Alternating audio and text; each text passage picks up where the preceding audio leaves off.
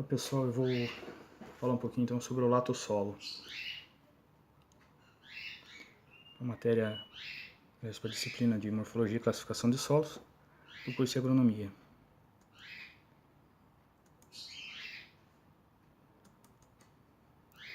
Latossolo. O que define o latossolo é o diagnóstico de um horizonte B latossólico, precedido de qualquer tipo de horizonte A dentro dos 2 metros de superfície do solo, ou dentro dos 300 centímetros se o horizonte A apresenta mais que 150 centímetros de espessura. O símbolo dele é o L.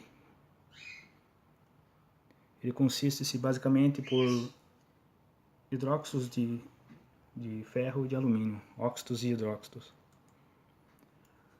Esse é um latossolo visto na paisagem, apenas para ilustração. Então, algumas características do latossolo. Eles são formados pelo processo então denominado latolização, que consiste basicamente na remoção da sílica e das bases do perfil, sendo cálcio, magnésio, potássio, etc.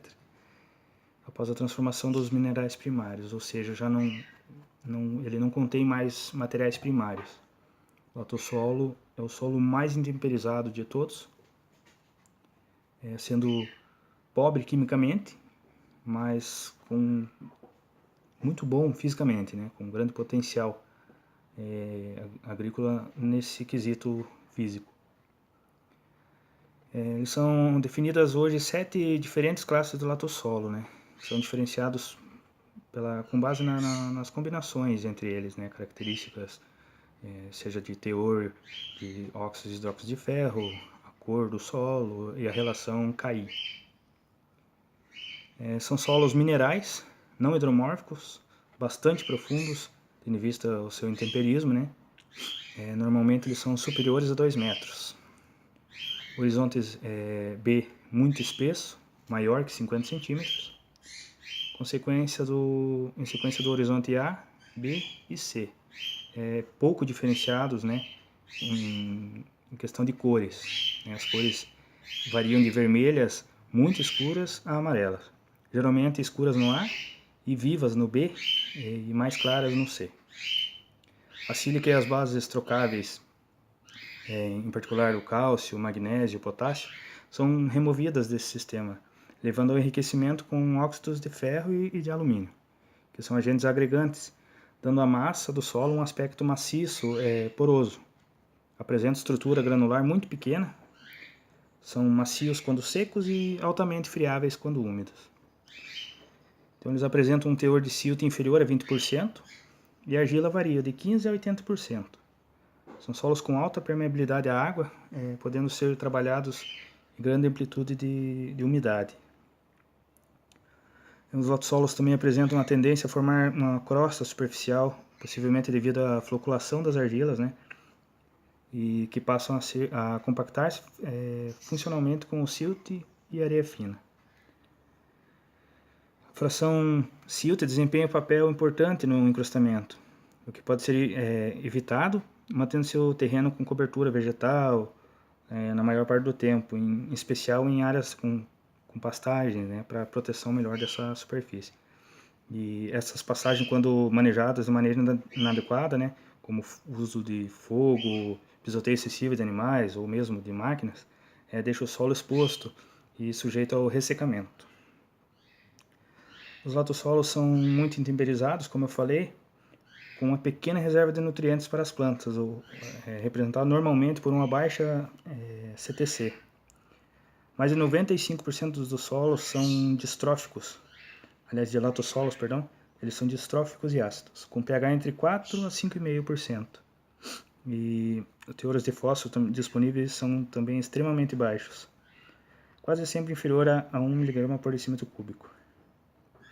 Em geral, são solos com grandes problemas de fertilidade devido a essa deficiência química, mas isso pode ser corrigido.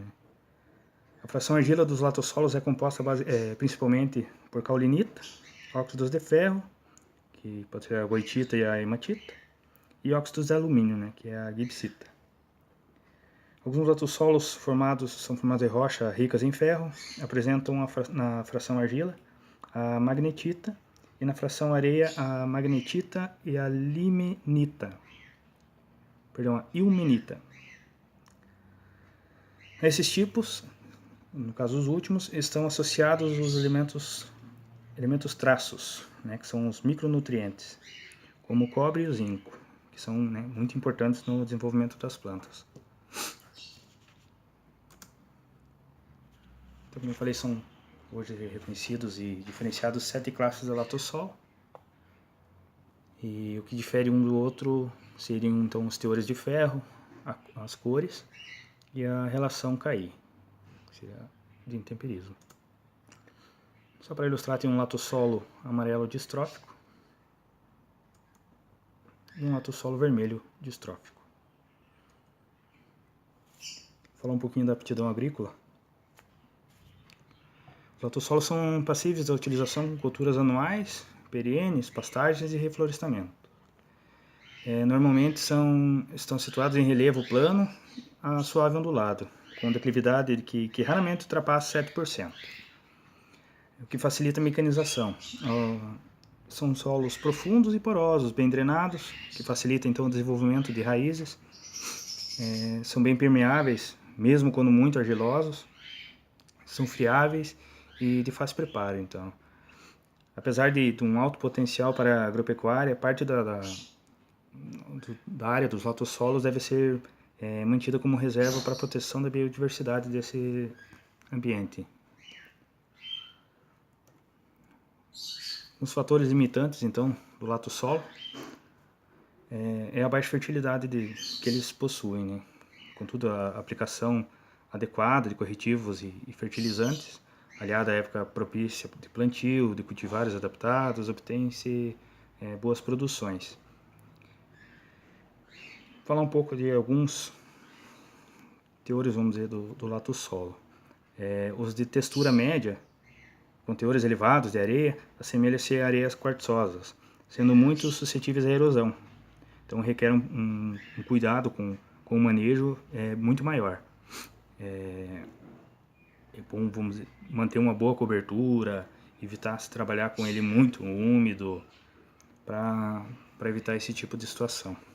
A grande percolação de água no perfil desses solos, associada a baixo CTC, pode provocar lixiviação dos nutrientes também.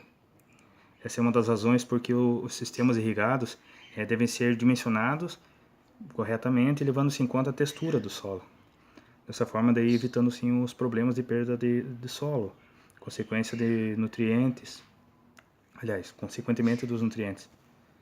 No caso do plantio de sequeiro, a baixa capacidade de armazenamento da água dos latossolos de textura média pode provocar grandes prejuízos no rendimento das culturas, haja vista a ocorrência de veranicos e o período seco pronunciado, característico do cerrado principalmente. Sistema que preconizem a cobertura dos solos e que melhore os teores de matéria orgânica, por exemplo, e consequentemente o aumento da retenção da umidade no solo devem ser adotados para evitar esse tipo de problema. Já em latossolos argilosos, o cuidado com a erosão não é menos importante, mesmo em latossolos roxos, que ocorrem bastante no Paraná, no norte do Paraná. Depois do preparo do plantio, o risco de erosão é muito grande, pois leva os latossolos argilosos a apresentar comportamentos semelhantes aos latossolos arenosos. Como é feito um manejo na parte superficial, é desagregado então a sua estrutura, deixando ele com aspecto arenoso. Por ele ser de grânulos pequenos, ele corre esse risco então de sofrer essa erosão superficial. Então ele tem uma baixa CTC natural, que pode ser melhorada, adotando técnicas adequadas de manejo.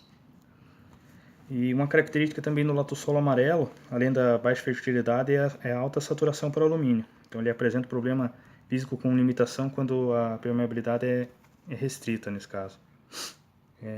Exige então uma correção com calagem, a calagem mais incisiva.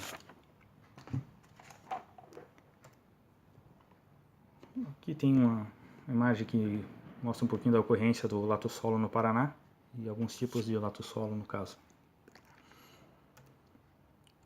Então, o manejo do lato solo, o que se pede é que faça uso do solo de acordo com a sua aptidão agrícola, ou seja, respeitando as suas características físicas e necessidades, né, de cuidados. Fazer-se uma correção que condiga com a sua acidez, né? Saturação por alumínio e baixa fertilidade, seja então correção por calagem ou mesmo a parte de nutrição. O ideal é que se faça uma boa análise para fazer essa correção. Observar o teor de argila no latossolo, se estiver próximo de 15%, tem que tomar cuidados especiais, no caso, com os manejos muito intensivos, principalmente em sistemas irrigados, para evitar erosão ou outros problemas, né? Manter o solo coberto a maior parte do tempo possível, especialmente no início das chuvas, para evitar essa perda superficial ou até maior, né, do solo. Então, adotar sempre que possível um manejo convencionista, como cultivo mínimo e o plantio direto, para preservação do mesmo. Então é isso. Falei então do lato solo. Obrigado.